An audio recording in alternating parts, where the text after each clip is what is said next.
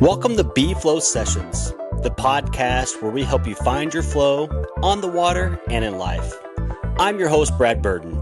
Join me for conversations with the athletes, adventurers, and paddlers who are all seeking the flow. B-Flow Sessions is proudly sponsored by Pucon Kayak Retreat. Experience world-class whitewater, expert instruction, and the adventure of a lifetime in Pucon, Chile. Save 10% on your trip with the promo code BFLOW10. We're also proudly sponsored by Dagger Kayaks. Team-tested, paddler-proven designs for every river and every paddler. And thanks to our partners, Sawyer Paddles, Stolquist, and Level 6 for keeping us in the flow. Welcome to the next episode of B-Flow Sessions. And on this session, I am joined by yet again another young, charging, new member of the Team Dagger Pro Team. Mary, how are you? Thanks Good. for being How on are B-Flow you? Sessions. Yeah, Yeah. thanks for having me.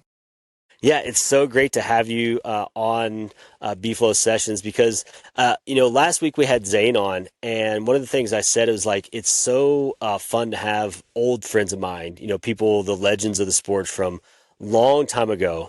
But I think it's just as important to have new legends, people who are legends in the making, like yourself on B-Flow Sessions to represent all the different demographics and ages from the sport. And man, the young people in the sport are charging so hard and inventing new stuff. And you are at the forefront of that. So we are so stoked to have you on. Well, stoked to be here. Thank you. Yeah. So, tell us about yourself and how you found your flow in kayaking. Well, I guess it really started from a rafting perspective. My mom was a guide in the early 90s on the Chattooga, and I grew up Okay. on the Chattooga River. She had me in a ducky with my dad when I was 3 years old, going down the first part of Section 3. And all I remember is being really scared when my dad was surfing me, but I remember it, and obviously it left an impression and fell in love with whitewater from the beginning. And what were their I names? guided. My mom is Jackie Gordon, and dad is Charles Morgan. Okay. Yeah, my dad Awesome. was not originally a boater. Still will dabble with me occasionally, but mostly it was my mom in the forefront of encouraging me to get on the water. Very cool. So you grew up in the Chattooga area. Yeah, I grew up right in downtown Long Creek. Okay. So, yeah, a couple minutes from the put-in. And when I was 16, I started guiding at Wildwater on the Chattooga.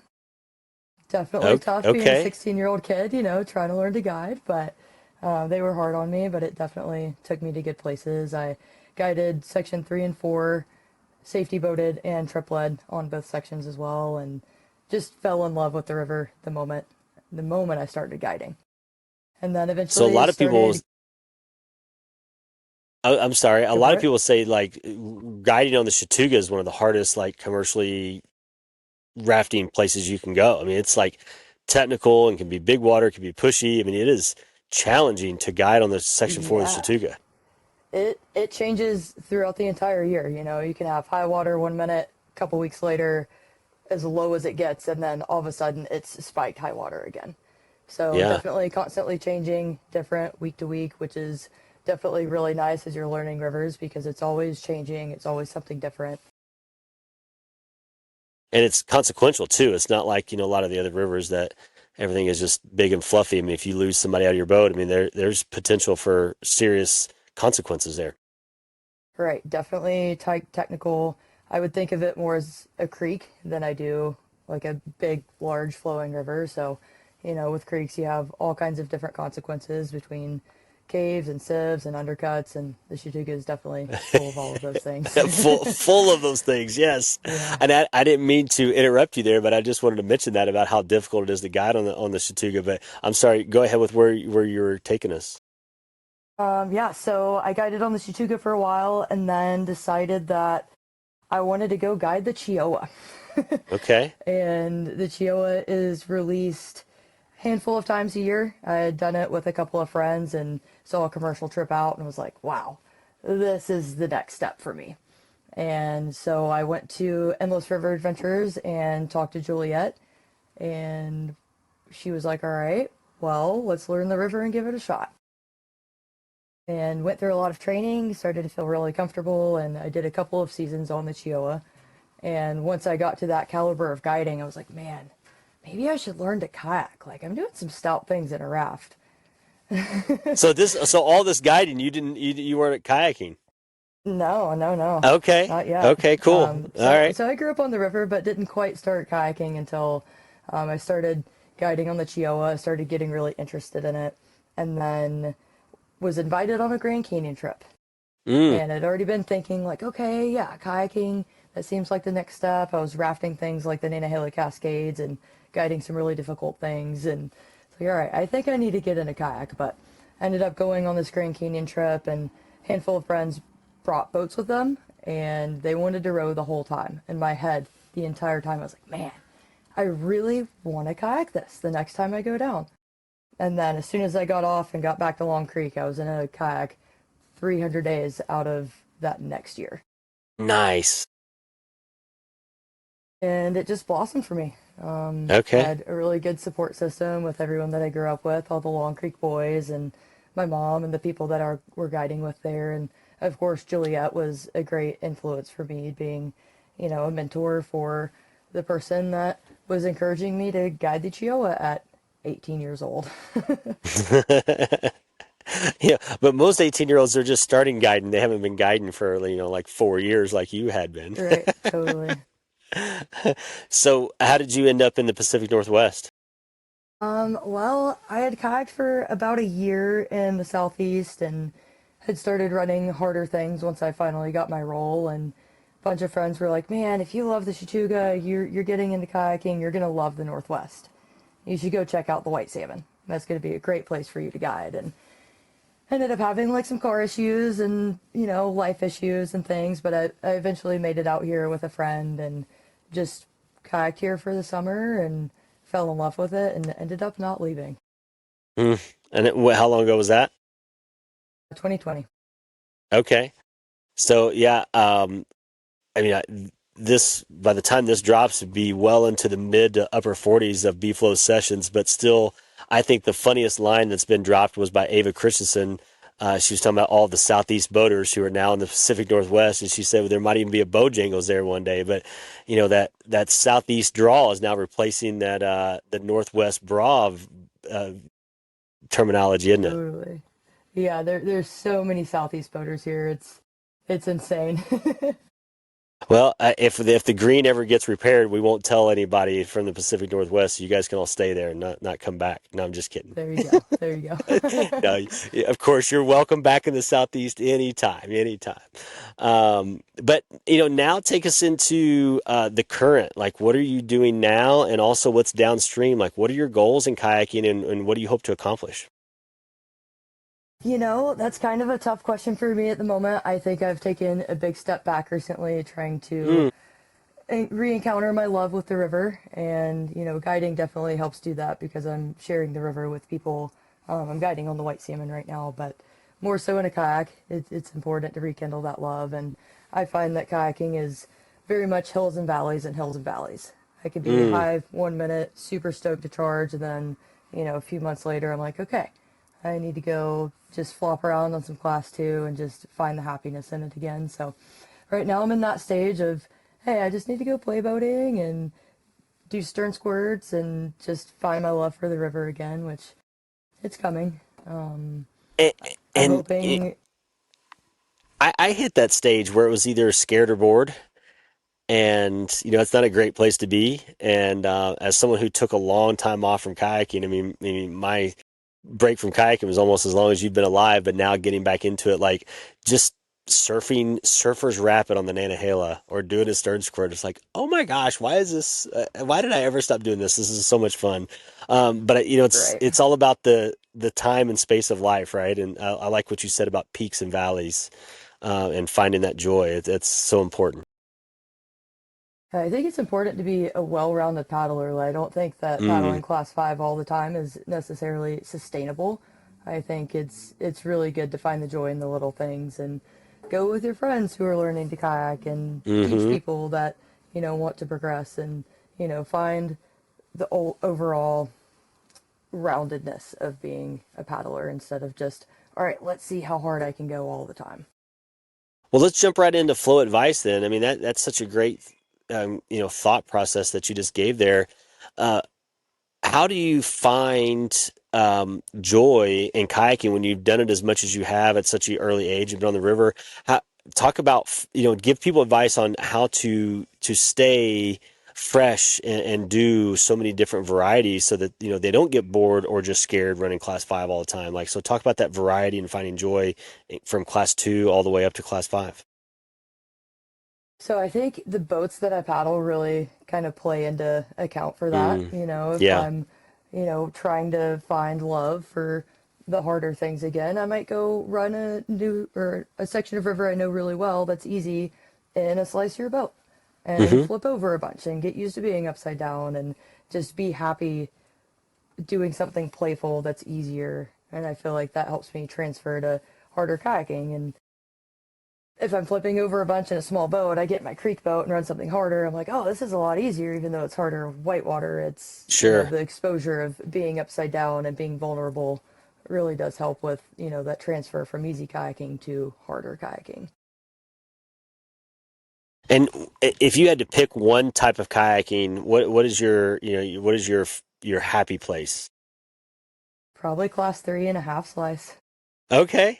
Honestly, I think that it's the most fun. It has a little bit of challenge, but you can be so playful on class 3. Yeah. It's just like the perfect rapid. It can be, yeah. Yeah. I mean, as much as I love pushing myself, it's, if I want to do lifelong sustainability, then class 3 I can be super happy on.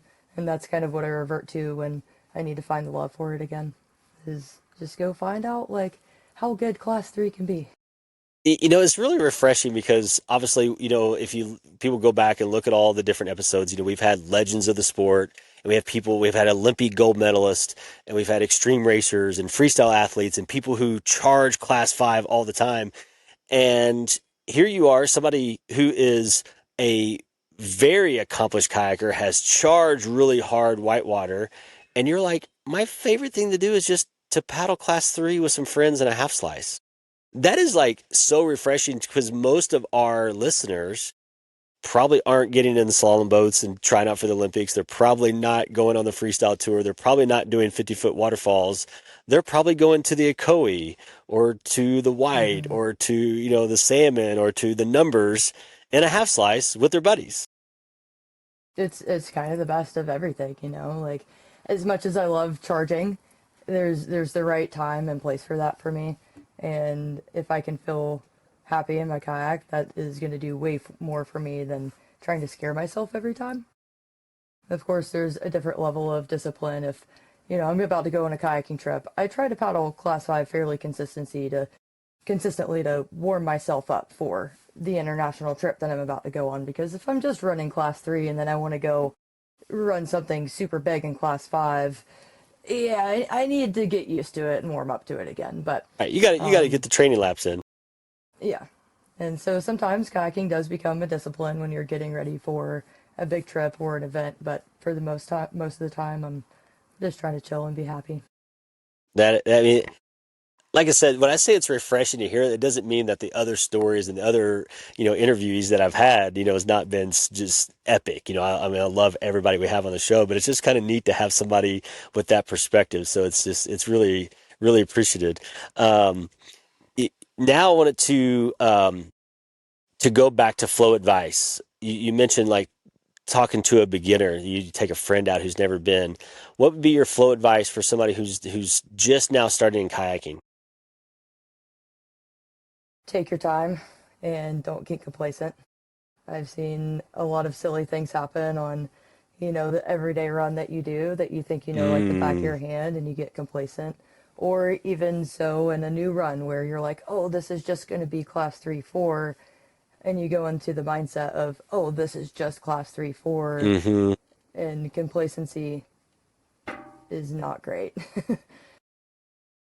Yeah. So just always staying focused in the moment and doing what has to be done to be successful in that rapid. Right? Treat it like it's real. Treat it like it has consequences. Don't get complacent. David Hughes, the owner of Pucon Kayak Retreat, when he was on, he had a great point. He's like relative class five. Some people, Nantahala Falls is class five. And, I was with somebody and we were talking about, and I said, in big whitewater. And they're like, well, that's not big whitewater to you. And I was like, well, it doesn't matter what's big whitewater to me. It's what's big whitewater to you, right?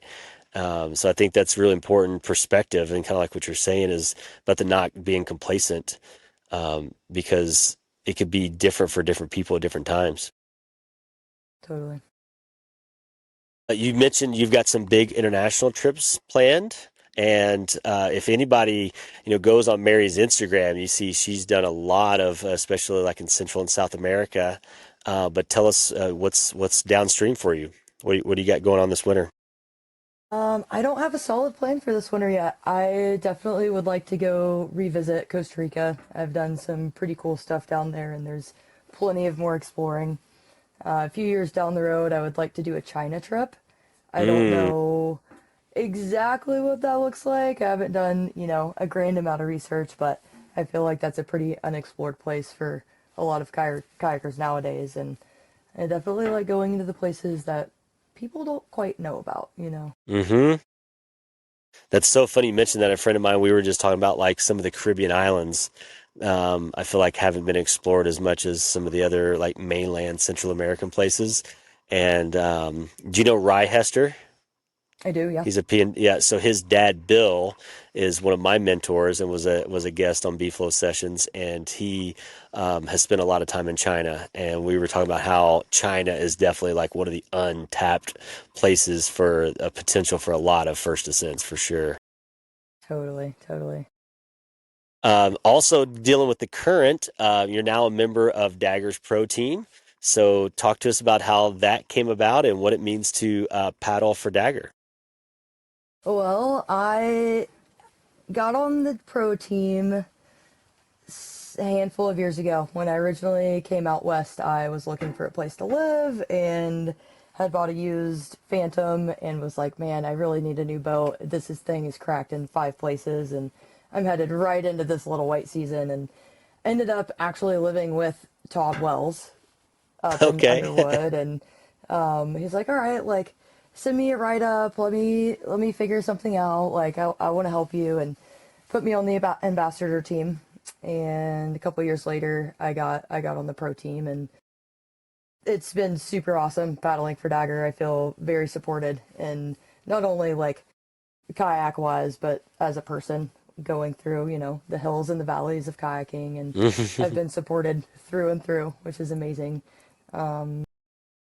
One of my favorite parts about being on Team Dagger is product testing and getting Hmm. prototypes for the new designs that we're doing, and working directly with Snowy. He'll send us a prototype, we'll paddle it, we'll have a phone call with Snowy like, hey, this is what I like, this is what I don't like. And he real time takes that feedback and takes all of our feedback and transfers that into, okay, how can I make this boat better? This is what they're saying. And with the final product, you can see he really took our advice into account. It's like, all right, this is what we think we should do. And then he takes it and always makes a really awesome product. So product testing is cool, especially being able to work directly with the boat designer. It's probably It one of is. the best parts. Yeah, and I mean one of the slogans of Dagger is team tested, right? Team tested, paddler proven, and Snowy just goes above and beyond to listen to all the team from the young all stars like you out there charging to us old guys. He takes all of Totally. us into account, and it's really cool, and it shows up in the lineup, right? There's a boat for everybody, for sure. Yeah, there's a boat for everybody. There's a lot of different sizes. And we have a good quiver of different kinds of boats as well, which Hmm. I think is nice. Not everybody just wants a creek boat. Not everybody wants a full slice. And so we're kind of transferring into having that full quiver of different boats now, which is really nice to see everything become more modern. Absolutely. And to give a shout out to Logan Kendricks there on that outfitting. I mean, definitely, so many people rave about how comfortable our boats are. It's so easy to adjust the outfitting. Like hardly have to do anything when I get a new boat. It's like all the foam is provided, couple little foam pieces, adjust the foot block, and boom, fit Boom. perfect. Let's eddy out and take a quick break. Do you need a break from the cold of a North American winter? Then let's head south to the best whitewater on earth at Pucon Kayak Retreat. Email me at bflowkayak@gmail.com to learn more about how you can take the ultimate paddling adventure in the heart of Chile. Now let's peel out and head downstream. Absolutely. Um, now let's now talk about some of your favorite things. I want to run some rapids with you. I've not had that pleasure. Hopefully, if you get back to the southeast or if I get out to the Little White again, maybe we can run some real rapids. But now let's do some rapid fire. We're going to run some rapids. I'm going to throw out some topics of kayaking, and you're going to give me your Mount Rushmore. All right. We're going to start with, since we were just talking about Dagger kayaks, give me your Mount Rushmore of Dagger designs. Oh man, like I said, we've got a lot of different awesome boats. Throwing it back to some old school slicey boats, I've always really loved the Ultrafuge, and Okay. that's one of my number one all time favorite boats. And it was really cool to see Snowy make the Nova because it's almost like the modern version of the Yes. Ultrafuge, and Right. it's so much more comfortable. My feet don't fall Yes. asleep when I'm in it. It's that modern full slice feel, and it performs so well. And so that's really my go-to for some of the easier stuff that I'm doing, like class 2, 3, just having fun, playing around. It surfs great.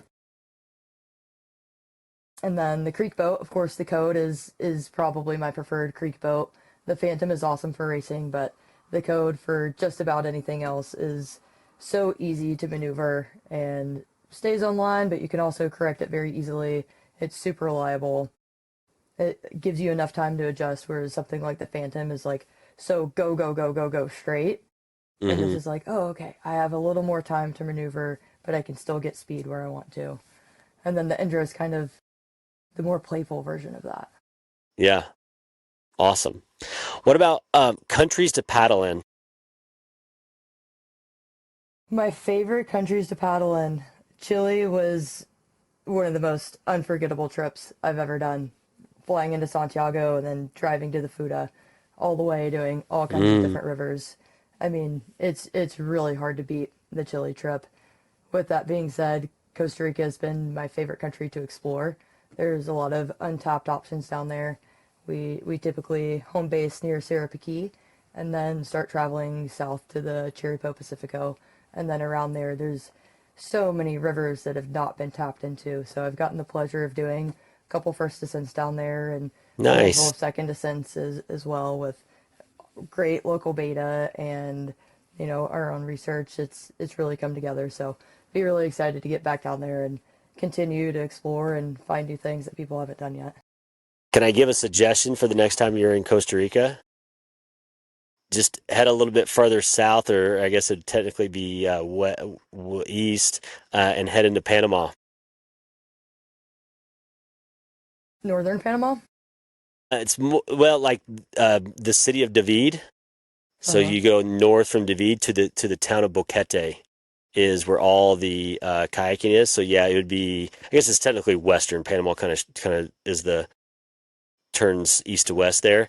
But yeah, closer to the Costa Rica border. So not too far. I don't know how close where you are is to the Panama border, but there is epic whitewater in Panama with tons of first ascents still to be done.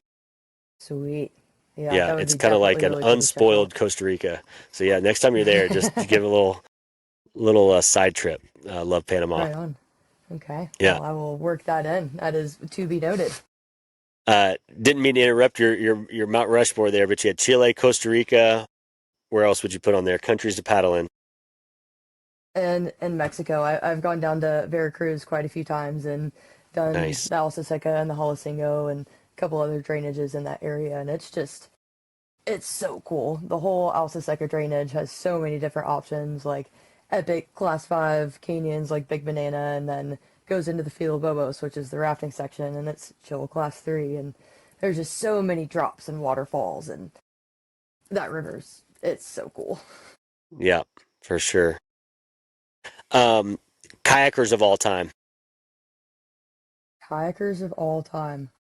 Well, I This got to is your shout out to list. Noria. Got to shout out to Noria. She's definitely someone that I've watched for a really long time and just have always admired the strength that she has and all these crazy expeditions, and she is a go-getter through and through. Really admire that lady.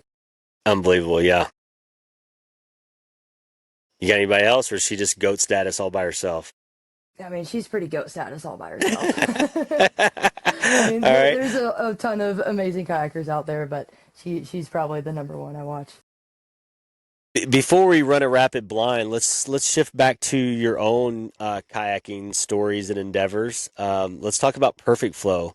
Tell me a time when you know kayaking's always amazing, like you said, whether you're just running class two or some sort of epic class five expedition. But one of those stories that really stick out to you, that just like when you look back, you're like, man, I can't believe, like I got to pinch myself. I can't believe I got to do that. The Fuda a couple years ago. My husband and I were down there, and it was still pretty high when we were there, and I was doing plenty of bridge to bridge laps, and was having a lot of fun, but was super nervous about getting on the Toto Fuda. And we were packing up to leave that day. We woke up, the water had dropped. We could see the river from Corro del Indio, and I was like, Andy, we got to go. This is my last chance. I don't know the last time or next time I'm going to be down here. And he's like, all right, let's go. And a bunch of people were going to put on. I was like, man, I really don't want to kayak this with like 10 other people. Mm. And he's like, well, let's wait a little bit. And so we put on together about an hour or two later, and we did my first Toto Fuda together, husband and wife, and Oh, definitely a beautiful day. It was like 80 oh, degrees, sunny. We were both so sunburnt by the end, and we were just jamming down the Fuda together. It'd been several years since he had done it, and we were just flip-flopping and reading running, and that's probably one of the ultimate days of kayaking I've ever had. oh my goodness. Like I've had some epic days, but I mean, that's one of the best perfect flow stories I've heard on B Flow sessions. That's amazing. It was a good day. And there's a rapid on the Fuda called Magic Carpet Ride, but couldn't you just like name every rapid on the Fuda Magic Carpet Ride? Because doesn't it just feel like you're on a magic carpet the entire time? Yeah, it is just, it's so fast and so it changes in front of you. You know, you watch the person in front of you, they're getting crashed on, and then you have a green wave, or it's the opposite Yeah, for the next person going through, and it's constantly changing, and the river almost seems like it's dancing as you're going down. yeah. So the opposite of perfect flow I call flood. One of those days where things did not go well. Now, we all have some unfortunate incidents. We want to talk about one of those funny crash and burns that ends up being a good campfire story to tell. You're looking for funny, huh? um, It well, can be scary, but we don't want, like we don't want to leave it's gonna be anybody crying slightly on here. scary, but Okay. it's not gonna be the wildest thing ever. But All right. so it kind of goes back to the complacency that we were talking about. Yep. So this past winter, Andrew and my friend Vito, we were all going to run a wilderness run on the White River. So we put in about 10 miles below the White River Snow Park on Mount Hood. And we took out maybe 10 miles above White River Falls, or commonly known as Celestial Falls. A bunch of kayakers it's a 40-foot waterfall. Kayakers run all the time. And so we put in, there were 6 inches of snow. There was very little write up about it. And all the write up we saw was it's class three. We're like, okay, sweet, class three wilderness run. Sounds great. We put on, and it's like teeny tiny, tight, meandering class two, tons of log jams. We probably portaged like 10 times and dunked Oh my under gosh. all kinds of crazy logs and things. And, we're going slow. We're leapfrogging down, seeing around every corner, communicating really well. And we get to the first rapid, and I'm last. They gave me the good to go. I kind of wait for a second. It's like a 3 foot ledge into a hallway into like this sloping 10 foot ledge. And I go through the hallway and see both of them at the pool below on the left. And as I'm reading running, I'm like, see the sledge in front of me. The right side looked like a good booth, but it also looked like the big pocket for the hydraulic. And then they were sitting left, and I was like, oh, well, it kind of looks like just a rock slide. And so I go left, don't quite get my stroke all the way in, still skip out past the hole, but then it brings me back. I get surfed, beat down for a little over 60 seconds, Mm, And I'm like, all right, well, like I'm cartwheeling, I'm trying to paddle into it, I'm trying to bury my bow, trying to do all the things I know how to do to get out of a hydraulic, right? right. And then I swim, and then I get body researched for about 60 seconds, and eventually, I'm like, all right, what do I do? I ball up into a cannonball like you're supposed to. That doesn't work. I end up going deep. I'm like, all right, let's swim lower, let's swim lower, let's swim lower, trying to keep my cool, and everything I was trying to do was not working. And eventually I was like, all right, I need to regain some energy, so I tried to relax and it spit me out. And the rest of the run was amazing class 3. It was super beautiful, epic canyon, just this most fun, playful class 3, but of course I just had this gnarly experience, so I'm totally gripped going through it. But at the end of the day, we all had a good chat about, all right, how could have this been prevented? Well, one, we could have scouted it. Hmm. Two, we were probably being fairly complacent because we were going into it thinking like, well, this is just class 3. So we had the class 3 mindset, not the class 5 mindset of, oh, we're in a remote canyon where we can't get out of here. Yeah. We don't know what's going on downstream. Overall, I think I was really lucky, not only like getting out of there well, but recovering all of my gear in my boat just downstream. Otherwise, we weren't prepared at all. We didn't have an inReach. We had cell phones, but no cell phone service. We Yeah. didn't have a lighter or extra clothes or food or anything. So that was definitely a big learning lesson of, all right, don't be complacent. Be ready. If you're going into a wilderness run, like I've done so many times, like just be ready for it. Awesome. I mean, that is an epic story. But what I love about it is the way you tell it. It's so full of advice for other people. They listen to it like, okay, like, it's always best to learn from your mistakes, but it's even better when you can learn from other people's mistakes. Yeah, totally. So if everybody out there listening, like, well, I'm going to do what Mary, I'm going to take her story and enjoy the great storytelling there, but also learn the lesson from it. Right, right. Let's hop back on the river now and run this next rapid blind. So what this means is you don't know. I'm going to tell you the topic, but you don't know what I'm going to throw out at you, and you got to rank. Okay.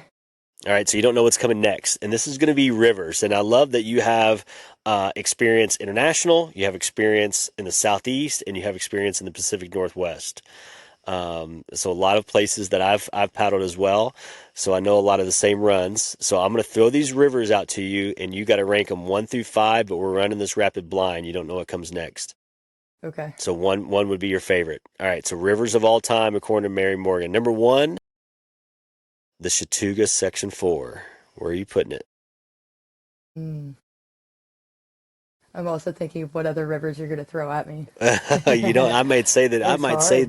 I might say the Tuckasegee. You don't know. Right, right, right. So 1 through 5. Yep. Um, One would be your I'm going favorite. to go Fifth would be middle the ground. fifth. I'm going to go 3. Okay. The Little White. Number 1.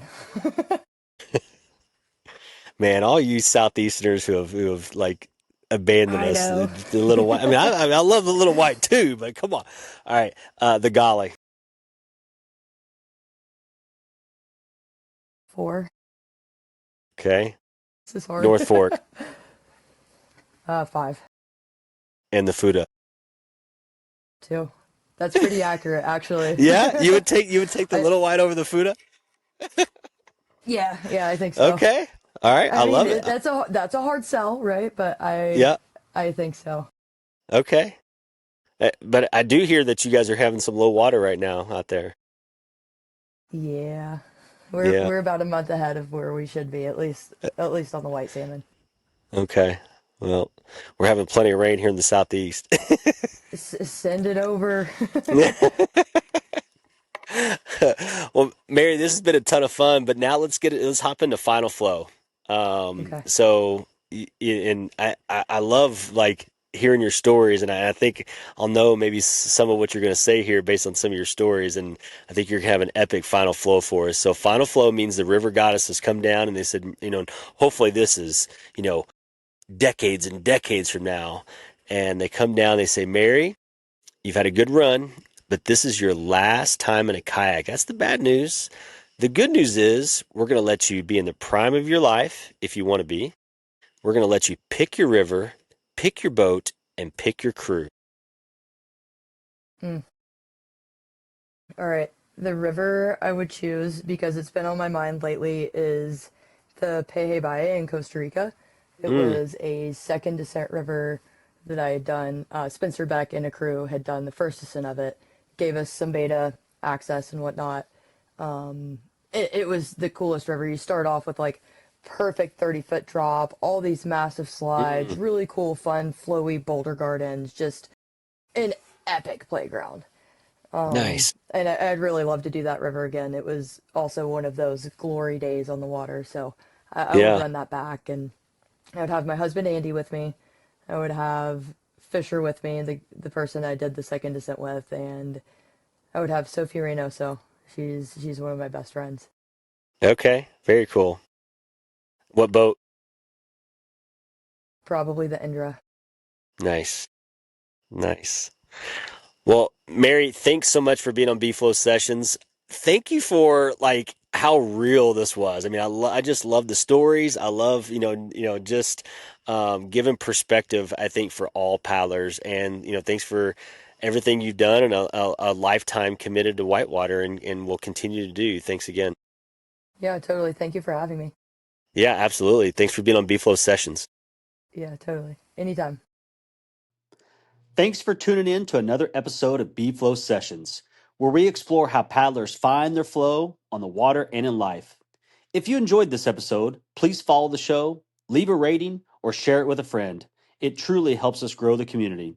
And a huge thank you to Pucon Kayak Retreat for sponsoring today's episode.